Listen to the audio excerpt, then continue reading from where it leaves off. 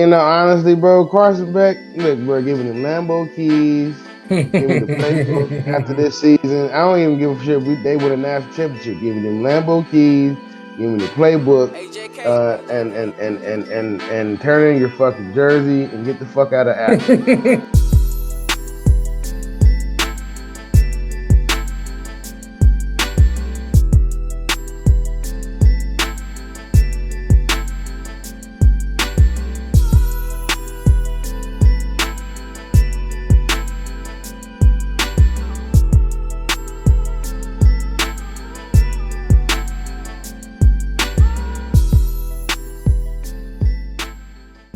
What's going on, everybody? Thank y'all for tuning in to another episode of Two Peas in a Pod with Tim and Ryan. As always, I'm Tim. That's my dog, my brother, my player partner, Ryan, a.k.a. Frank Dank. How are you doing this evening, brother? I'm well, man. I'm off. I'm relaxing. I don't have any plans of doing anything but sitting on my ass and eating food and watching football. That actually sounds very lovely. You know, I wish we had some of them. Y'all got more of them college playoff football games. Yes, Wednesday. I wish we had a couple of them today, but I can't get overly greedy. But jumping off into that, man. No, we had a very I thought it was an okay first round. It's just like to me it was just like wild card weekend in the NFL. It's just the first round of the 12-team college football playoff. That's what it seemed like to me. But what was your reaction from it? Which game was your favorite, and which team looked the most impressive to you? To be honest, it really wasn't a fair assessment because everybody that was the home team just blew the opposing team out. The only time it was close in any of these games really is when it was 24-31 in the Texas Clemson game, and then 77 yards later, after the running back made the run, it was pretty much out of question from that point. I would like to see a tad bit more competitiveness. I mean, pretty much all the teams I thought were going to win won. I feel like eventually they're going to expand this to a 16 or 18 or even a 20-team playoff because there was still some decent schools that you just would have been curious to see how it would have played out. How, maybe Ole Miss could have beaten Penn State. Maybe Alabama could have beaten Notre Dame. Maybe Colorado could have made it exciting to watch them do something, So if I feel like eventually they will extend the playoffs, but hey, we got more football coming up next week, so it's gonna be beautiful to see, and hopefully we get some down to the wire. You really don't know who's gonna win this game type of atmosphere. What about you? So obviously, I wasn't too happy about all the ass whoopings. Pretty much, the Texas game was the most competitive. I thought out of all the teams, out of all these games, I thought the team that looked the most impressive was definitely Ohio State. But I do think at some point they do have to not necessarily fix the competitive, but make the games to where they are a little bit more competitive. I don't like the fact that Ohio State, Oregon is going to get probably. They're still going to get the toughest opponent, of which they're the number one seed. So I feel like that definitely has to be fixed. But as far as the games not being really competitive and there was a lot of blowouts, let's not pretend like this is the first time this shit has happened. I mean, let's go back and look at it.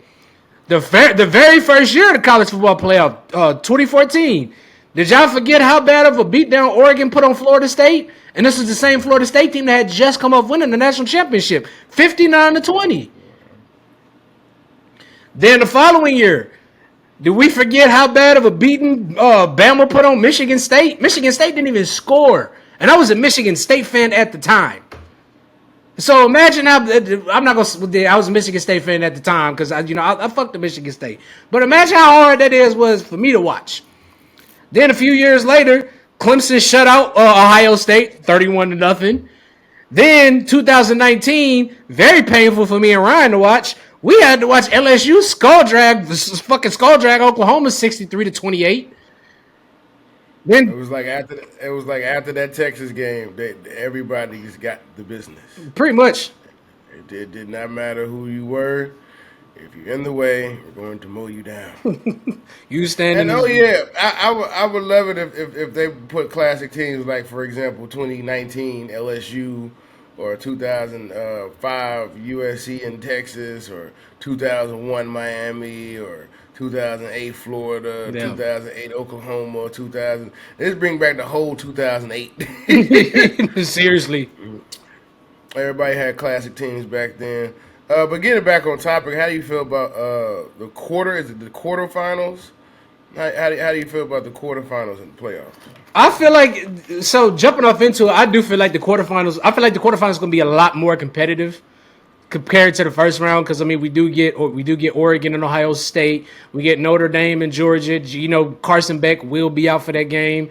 So I mean that Ohio State and Oregon game, that's big money right there. That's a matchup that a lot of us are really looking forward to. How you who's Boise playing? That's that. You know what? I'm glad you said that because we're gonna go ahead and jump off into it, man. So first up, we got number 4 Penn State versus number 9 Boise State. Oh Uh, fuck. Damn. Well, sorry, Ashton, man. Hopefully the NFL will be kinder to you, dog. I mean, it is Penn State. It wouldn't surprise me if they shit the bed on this one, but on paper, it doesn't look. No. well, Penn State should whip that ass. so this is a good old, better deep, deep offense versus defense matchup because Boise State does have a very their offense. Aston Genty pretty much is the offense. So and then don't get me wrong, I get it. SMU, even though SMU didn't make the game very competitive, they were able to consistently get the ball past the 50-yard line. The only issue was SMU wasn't able to fucking score on Penn State. I do think now. I think Boise be able to, they'll be able to move the ball, but I do think they'll be able to score a lot better on Penn. They'll probably be able to score a lot better on Penn State than SMU was. I think so. Yeah, I mean,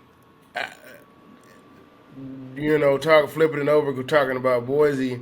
I mean, for what was it, Mountain West Conference. I mean, their quarterback is good. They got receivers. Obviously, they have the best running back in the country this year in Ashton Genty. But I think this is the classic David versus Goliath battle, right? Right. Big powerful Power Four, Big Ten team, Penn State going against a non-Power Five school in Boise State for it all. But I mean, in retrospect, I just think the level of talent should show in this game. There's a couple scenarios I can see it going. I do feel like, however, though, if it's close, I think that gives Boise the slight edge in the game. But overall, I think that the talent on Penn State should show, and they should. I'm not gonna say cruise on to the third round, but that they should be one of those 4 teams that play. I think Penn State's going to win, but I think Boise is going to give them a little bit more of a fight than SMU did.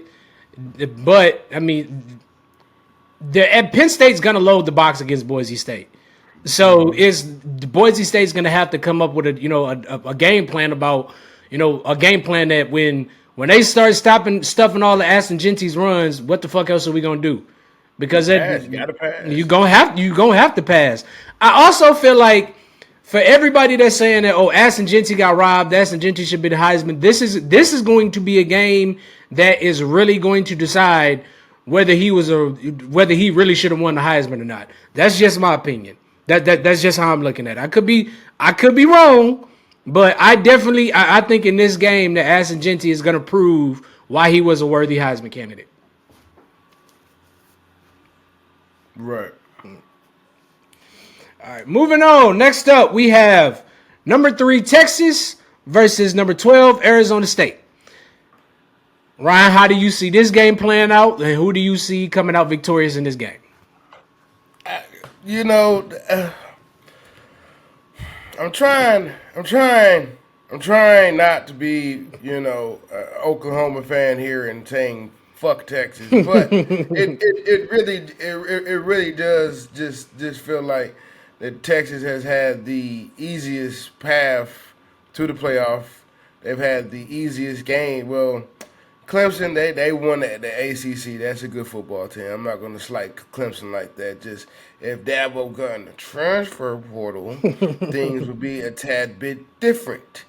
But congratulations to Dabo. He won the ACC, kept his job, so we can stop hearing all this slander. Right. Getting back on topic though, it's going to be a mauling. I feel like Texas has two of the best of running backs in the country. They run that offensive line on their run schemes is just mowing people down, and on the opposite ball for Arizona State is Scatterbo ball. I mean, he's a tremendous running back, but I mean, it's gonna need to be some more help than just him, and I don't think no, because once Texas starts stopping the run, then what? I mean, he should at least get 1,400 yards rushing for this on the season playing this game. But is it going to be in a time that it matters? You know what I'm saying? So Fair enough. With that being said, I don't know. I probably got Texas probably winning by 3 scores or more. And then Texas can figure out how to get back to the national championship from there. So I think this game is actually going to be a little bit more competitive than a lot of y'all think it is. Kind of like with the Clemson game. Y'all can say what y'all want to about, well, Arizona State plays in the Big 12, bro. Did y'all not forget Texas just came from the fucking Big 12? This is Arizona State's first year in the Big 12, and they made it to the college football playoff, won the Big 12. And believe it or not, Arizona State they beat every ranked opponent they played against. They played against 5 ranked opponents, and they beat every one of them. Granted, most of them were at number 16 whenever they played these teams. Like when they beat Utah was at number 16. When they beat Kansas State was at 16. BYU was at 14, and Iowa State was at 16. I do think Arizona State has a tougher defense against than Clemson. Clemson was actually horrid against the run. That's why Texas was able to get off on them in the running game.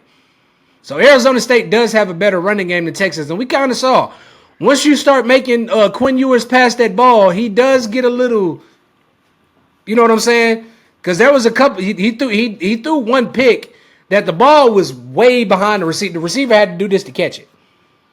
So this pretty much what if Arizona State, because I do think they can score with Texas, but if Arizona State can figure out a way to slow down the Texas running game, it's going to be very interesting. But I do have Texas. I got Texas pulling away at the end, just based off of experience. Couldn't agree more with you. And I guess this is kind of battle of the Big 12 too. Because these are the 2 last Big 12 champions as well. I feel like this is Arizona State's way of saying, y'all ran as soon as we got there, huh? But that's not the case. But I kind of feel like that's what this game gonna be. Totally, for sure. Now, next up, we have the game that I don't know about you, but I'm excited for this game. I'm very excited for this game. We got number 6 Ohio State versus number 1 Oregon.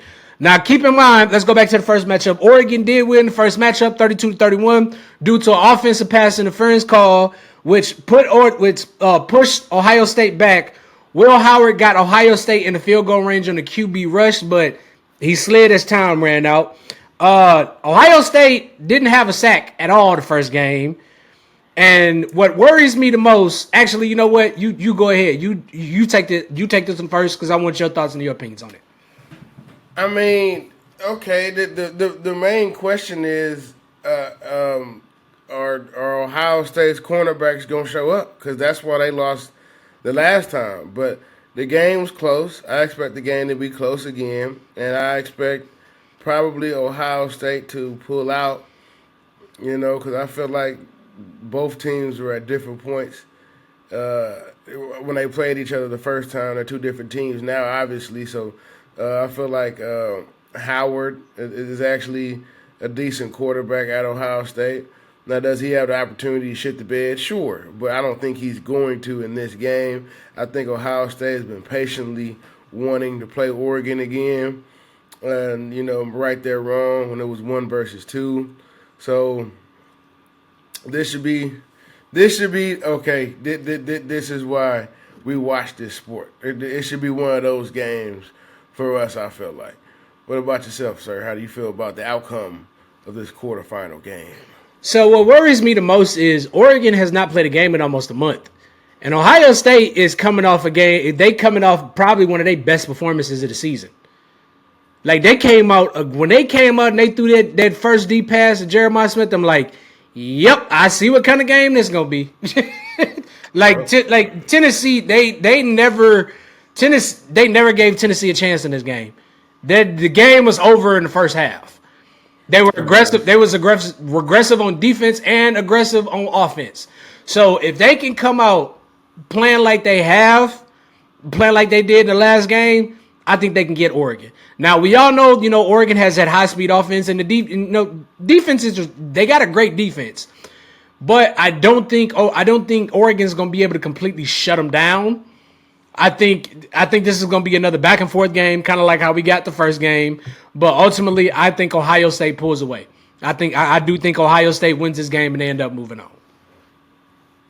Totally agree with you. Couldn't say it better myself. Good time. Yeah, but that like I said, I don't know about nobody else, but that's the game I'm looking forward to the most. Right. And next up, we got number 5 Notre Dame versus number 2 Georgia. Now, in this game, Georgia will be without their starting QB for most of the season, Carson Beck, and Gunnar Stockton will be stepping in. Ryan, how do you feel about this game? How do you see it playing out? Who do you see coming out victorious? I mean, you can make an argument if Carson Beck doesn't get injured at the last play of the first half, that Georgia probably loses to Texas. Probably. I mean, dude, all I'm gonna say is when you game plan for a team, you don't game plan for the backup. That's true. So I feel like that's what gave Georgia the edge in that one. Kind of similar almost to the Tua Tagovailoa, Jalen Hurts situation. But I mean, hell, that was Tua lost the Heisman that day. Like that was Tua's Heisman, but Jalen had to come in and save the day. So going forward, I think regardless of who's playing quarterback, I think Georgia's going to win this football game. But it is Notre Dame. It's going to be really physical, 2 physical football teams. It's going to be a lot of hitting. I don't expect it to be a whole bunch of scoring. I think it's going to be kind of close until maybe the end or however it shakes loose. But I do have Georgia winning this game in a dominant effort. So if it was Carson Beck starting, I would feel a lot more confident in Georgia. I think what's going to end up happening is Notre Dame is going to end up blitzing the hell out of Georgia because they know you're putting Gunnar Stockton in a very unfamiliar, uncomfortable position. He's starting on possibly the biggest stage and the biggest moment of his life. Mm-hmm. So I feel like Notre Dame is really going to bring the heat because they're going to make him very uncomfortable. They're going to do everything they can to, disrupt the backfield because Georgia's run game has not been what it has been in recent years. Now, Georgia's defense, on the other hand, I do think they have the ability to, hold Notre Dame off and keep them at bay, keep it from getting too out of hand because I don't think Georgia's offense is going to be able to put up numbers as they have been, throughout the season. But ultimately, surprisingly, I'm going to take Notre Dame in this game. And it's because you're putting Gunnar Stockton in a very unfamiliar, uncomfortable position. This is the biggest stage.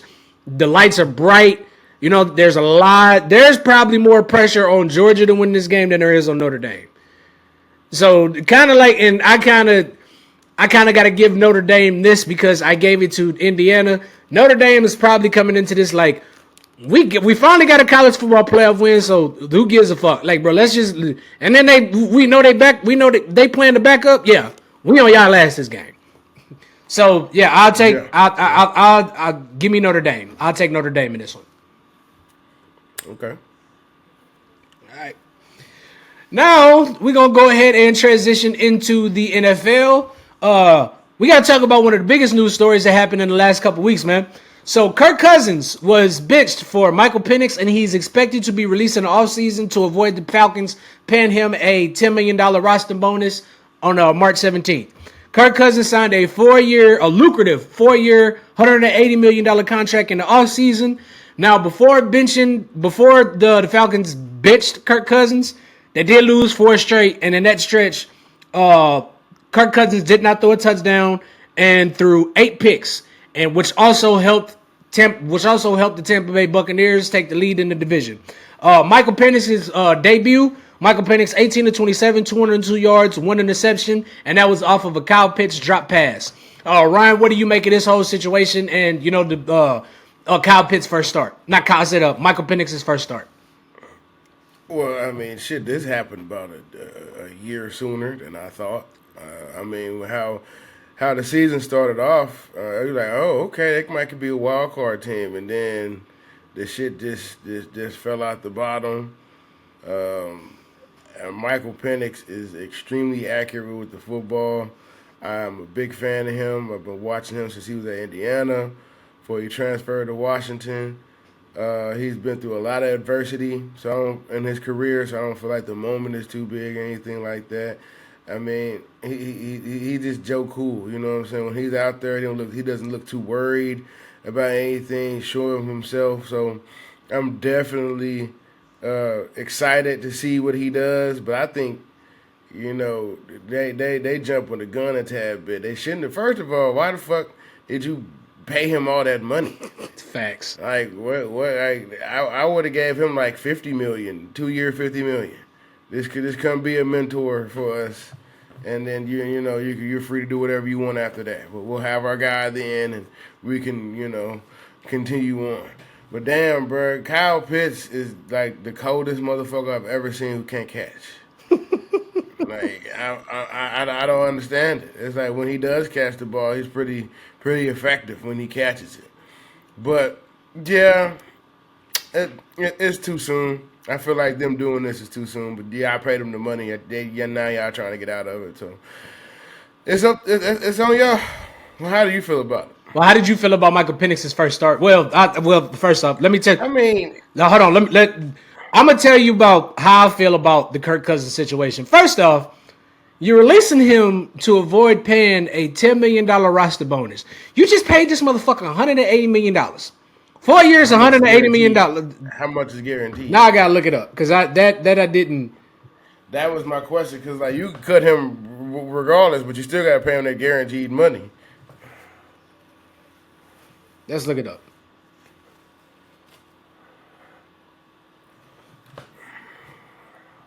So that contract was fully guaranteed. Oh my god! That's the contract. This motherfucker signed it. Kirk Cousins is going to make $500 million and has had 1 playoff win. Yeah. But my look on the Kirk Cousins situation is, bro, y'all releasing him before March. Y'all releasing him to avoid paying a $10 million roster bonus before March 17th. You gave this motherfucker $180 million. What the fuck is $10 million? Come on, dog. What is a $10 million roster bonus? Y'all gave this man $180 million guaranteed, and you release him halfway through the season. If that was the case, you should have brought him in you should have brought him in the first fucking place. But hey, this is the NFL. This is the Falcons. You know what? I'm really starting to see year by year how the fuck y'all really collapsed in the Super Bowl 28-3.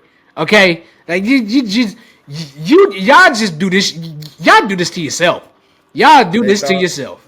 They just thought the Patriots was gonna lay down, and Tom Brady probably had a speech. Fuck these motherfuckers. Let's go. and hell, I mean, motherfucking Elderman had a David Tyree kind of type catch. where like it bounces and then he's in between three fucking defenders and then he catches it before it hits the ground. Yep. I'm like, okay, they finna win. When I saw that play, they finna win. All right, what's going on? So, what did you make of Kyle Pitts' first start? Like, how'd you think he looked? I mean, albeit against the fucking Giants, make anybody look great, right? But he was making. I mean, he was throwing that ball some tight windows, accurate. There's a nice tight spiral. He's the first lefty quarterback that I actually, well, outside of Michael Vick, but that I actually like trust passing the football. You know what I'm saying? Gunslinger. Like yeah, he's very accurate. You know what I'm saying? You give him a clean pocket, and he's going to find somebody that's open downfield. So I feel like this is their guy for the future. I just hope they manage the situation properly, and they able to get back to prominence and being in the playoffs and competing at a high level. I thought Michael Penix looked pretty solid in his first start. Now, albeit it was against the New York Giants, so kind of got to take that with a grain of salt. But I'm not going to take anything away from Michael Penix. He looked good in his first NFL start. He was, like you said, he was throwing the ball into some tight windows, and like I mentioned before, his only interception was off of a Kyle Pitts drop pass. And he was literally, I want to say he was on like the 1 or 2 yard line. Like, bro, all the fuck you got to do is hold on to the ball, walk 2 steps in the end zone. I mean, now granted, he does have 2 games left, and I do think the Falcons actually have a really good opportunity to get into the playoffs. So once again, I think the Kirk Cousins, releasing was a little premature, but if Michael Penix can manage to win these next 2 games and get Atlanta into the playoffs, shit, I don't know, man. They might have something. They might have something. This is very true, but we'll have to see on Sunday. Yes, we will. See, bro. All right, moving on to one of the next big topics and news that went on in the past week and a half. It's a very unfortunate situation, but the Houston Texans do lose Tank Dell for the rest of the season. He caught a 30-yard. He caught and held on to a 30-yard touchdown reception. His teammate fell into him. It came back. It was reported that he has a dislocated kneecap and a torn ACL, and he was having a pretty decent year too. 51 receptions, 667 yards, 3 touchdowns. The Texans did claim Deontay Johnson off waivers. They still have Nico Collins, Robert Woods, and John Mechie. Now we kind of saw from the Christmas Day game. Ryan, what does this mean for the Texans? Shit, man, their season's pretty much done. They hemorrhaging their wide receiver. As Oklahoma fans, can you win football games without any wide receivers? I asked them how that goes. They'll probably tell you not so well. So, I mean, it's hard to compete when, all your players on the offensive side of the ball, how you score points, are getting hurt. If I'm Houston, I kind of would just I'd say I'd scrap the year, but I mean they got 2 more games to play. But damn, all you can so y'all woke up yesterday, prepared yourself to go play the game to score 2 points. It's heartbreaking. It's heartbreaking, but I feel like they'll be okay for next year. It's not their year this year. I mean, CJ's classic example, good rookie year, sophomore slump. It happens. It's football, but he'll be all right. He'll be all right. It's very unfortunate for the Texans because it's like, damn, bro, they was looking bright. Everything was looking good for them this offseason. I mean, they traded for Diggs and picked up Joe Mixon. Like, I had them at least getting to the AFC Conference Championship game. I do think they'll be okay. Good. I mean, what the best thing for them was, they ended up they clinched the playoff spot early. So they're not fighting to get into the playoffs, but as of right now, it's definitely looking like a first-round exit. For Tank Dell, though, it's like, bro, you think about everything this dude has gone through, fighting through injuries, getting shot in the offseason, and, fighting to get back to where he was. And he was having a pretty solid season. He had to step it up a bit when Stephon Diggs went out, and, but props to him for still catching that ball. Because he caught that ball and took a massive hit to his knee. So I hate this. I hate this for him. I hate this for the Texans, and I hope for a speedy recovery for him, and I hope CJ and the Texans can persevere through this, man. It's kind of like when Klay Thompson tore his ACL, he still shot both the free throws. Yeah. Crazy. This disappointing. This the hell, we don't know football. NFL is crazy, bro. Houston can figure something out and make the AFC Championship game or something. I don't know. This is why we love football. Right. Exactly. All right, now I did want to have a little conversation about some of these teams or head coaches that are on the hot seat. So, out of these teams, the Cowboys, the Giants, the 49ers, the Dolphins, the Bengals, the Browns, and the Jags, which head coaches do you think are probably getting fired this offseason? Name the teams again, I'm sorry. The Cowboys, the Giants, the 49ers, the Dolphins, the Bengals, the Browns, and the Jags. I can see Doug going, and that motherfucker in New York is gone. He gone. But I don't think it's not his fault they drafted that shitty ass motherfucker at quarterback. Motherfucking, did you see Minnesota picked him up that quick? Yeah, I saw that. He got cut and got picked up just like that. Sometimes that's all you need is just a change of scenery.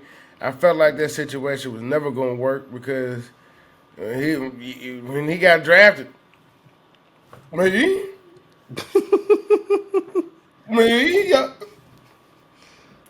oh shit. I am number 5 overall. Oh fuck!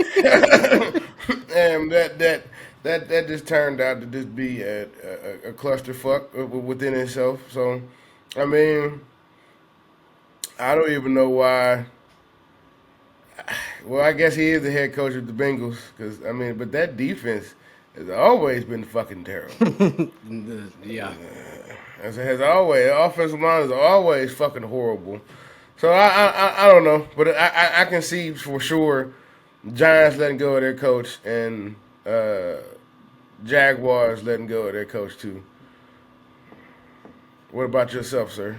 Who's getting fired? I definitely think Doug Peterson is gone into the season. I don't think they're gonna waste no time after that last game. Hey, bro, they gonna call him in the office. Hey, make sure you take your stuff with you. make sure they gonna hand him a box like, here, this for you. On the way out, on the way, and leave them keys on the desk on your way out. They firing that motherfucker in the tarmac. You know what I'm saying? Right before you go on the plane. Nah, bro. Nah. We already got your tickets. Your things will be sent to you. Just leave us the fuck alone. So I know a lot of people think he's getting fired. I don't think Dayball's getting fired. I think they're gonna give him another year.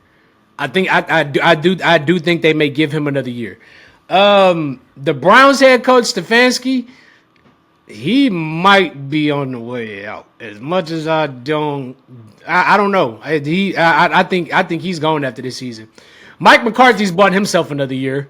As much as I know he was people was talking about him being on the hot seat for a minute, but I think Mike McCarthy's bought himself another year. Shanahan, I don't see how, because like y'all literally did nothing in the offseason. Nope. You did nothing to get better. That's Jerry's fault. You can't blame him. That's Jerry's fault. Overpay players, then they get hurt, then they get old, then you draft again. It's the same shit with the Cowboys. Never in the cycle. Same fucking show. It's the same show. It's a different season. Now, how you feel about the Dolphins head coach? Do you think it's time to move on? This is what, year 3, 4 of this project? Look, bro. If I'm the Dolphins this year, I'm drafting another quarterback because clearly this left-hand motherfucker don't know how to protect himself. Well, you kind of can't because they just paid to her. They just pay. Okay, we just talked about this shit with the Falcons. True. That was ass bad. Like, what the fuck? Why? Like, I bet you they draft a quarterback. Now, it may not be like in the first or second round or something, but I bet you they're gonna draft a quarterback. It would not surprise me. It definitely would not surprise me. All right. Now, before we get up out of here, man, we do have to do our Week 17 picks. We are going to skip the first 3 games because they've already gone past. Obviously, I'm going to call out a game, Ryan. Hey, hold on, Oh, my bad, my bad, my bad. Before you get to that point, but like you was talking about earlier of like a team that's looking like they don't give a fuck. The whole offensive line on the Chicago Bears needs to go. Yeah. Needs to go. They all just standing there looking at Caleb getting hit. Yeah. Just standing there, just looking at the motherfucker. That number 58. Like, you know what I'm saying? You're not going down there getting your quarterback. You're just reaching your hand down and shit. Bro, you need to go. You need to fucking go. That's all I gotta say because they want to put all this shit on Caleb, trying to say he's horrible and shit. This man has gotten hit 70. I think he's been sacked 70 plus times. Just as much as Joe. The year Joe Burrow when that Super Bowl run they had, he's gotten sacked just as much as Joe Burrow. And like if you looked at the Bears record, you would think that Caleb was just on paper, or just looking at the Bears record, you would think Caleb's bad. Caleb's actually played pretty fucking well. Yeah, I think he's in the top 15 in passing. And also, just to throw this out here, their schemes are terrible. Yeah, their schemes are terrible. Or it's either the offensive coordinator don't know what the fuck he's doing, or he doesn't trust Caleb yet. That's just where we at with this shit. I don't think it's either. I just think that they have no fucking offensive line, so they're limited to what they can and can't do. Kind of like me having to watch fucking Mitchell Trubisky and Kenny Pickett for the last 2 years. Pickett was all right. I mean, the motherfucker. No. Grant, scratch that. Kind of like me having to watch Matt Canada's fuck. I'm not even gonna say I'm not even gonna say the players on the offense, but kind of like me having to watch Matt Canada's fucking offense for 2 years. That's how I felt the entire time watching that shit. I'm not gonna lie. Like when they fired Seth the Trail, I wasn't mad. It kind of felt like damn, we could have waited till the season was over. I mean, like, what's gonna change? The injuries are still gonna be there. But all right, let's get back to it. Now, before we really get out of here, bro, I do want to discuss the whole MVP race thing. So obviously, it's been a tight race between Lamar Jackson and Josh Allen all season. With the performance that Lamar put up this past season, I think hands down it's Lamar. I can see that. I can hear you doing that. See that. Oh, my bad. You good? I can see that. I can see it happening. I wouldn't be mad at that. But Josh Allen's having a hell of a year too. Yes, he is. And let's not forget about our homie stayed in the same division, Saquon. Yeah. You know, he's threatening to break the record. And you know he's trying to break the record. Do you think he breaks that record? I think he gets 2,000 yards. But breaking Aaron Dickerson's record, I don't know. Listen. I mean, hell, AP was so close to breaking that record. And see, that's the thing that pissed me off about that is Eric Dickerson. Now, when AP was about to break the record, he had a fucking problem with it. Like I don't know what the issue was. But he had an issue when AP was about to break a record, but. You know, and this ain't no shade to Derrick Henry or Saquon Barkley, but it's like not Saquon Henry and Saquon Barkley and Derrick Henry's about to break the record. That shit, he's all for it. Yeah. I mean, sometimes, you know, when you're dealing with great players, it's ego. And, you know, maybe Eric, you know, saw that as, you know, that's my name being immortalized forever. Hell, Kareem didn't look happy when LeBron broke his record. He's still like, fuck this nigga. Gonna break I had this motherfucker for 35 fucking years, and here you come. But yeah, some people just with time with certain shit. But Lamar getting MVP, that's fine. That happened last year. They lost last year to us. Hope everything repeats itself like last year. We'll see, man, because the Chiefs they getting hot at the right time, and an offense is getting a lot better at the right time. Yep. But anyway, man, that's gonna be it for this episode. We thank y'all for tuning in. If you've made it to this far in the episode, please like, share, subscribe, comment. Let us know what we doing wrong. We do take constructive criticism, but like I always say, if you know what I'm saying, you talking shit, then we gotta go somewhere else. This is a completely different conversation. But Ryan, I will be I'll be getting with you tomorrow to watch the OU game, man. 11 o'clock. Yes, sir. But 11 o'clock. until next week, brother. I love you, man. All right, love you too, dog. All right.